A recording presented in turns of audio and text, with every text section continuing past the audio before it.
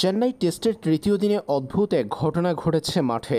ভারতীয় উইকেটরক্ষক ব্যাটার ঋষভ পান্ত তখন ক্রিজে। তিনি বাংলাদেশ অধিনায়ক নাজমুল হোসেন শান্তকে দেখিয়ে দিচ্ছেন কোথায় কোথায় ফিল্ডার রাখতে হবে।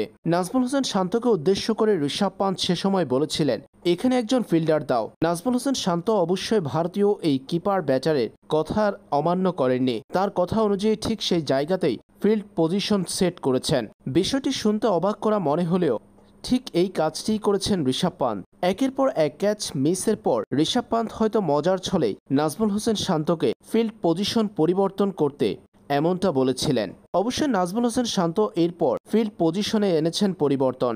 ঋষভ পান্তের এমন ঘটনা দেখে হাসতে শুরু করে কমেন্টেটররা। এই ছবি রীতিমতো ভাইরাল হয়ে পড়েছে নেট দুনিয়ায়, যেখানে বাংলাদেশের ফিল্ড পজিশন পরিবর্তন করতে টাইগার ক্যাপ্টেনকে বলছিলেন ঋষভ পান্ত। বাংলাদেশ ভারত টেস্টের তৃতীয় দিনের খেলা শেষে এগিয়ে আছে ভারত।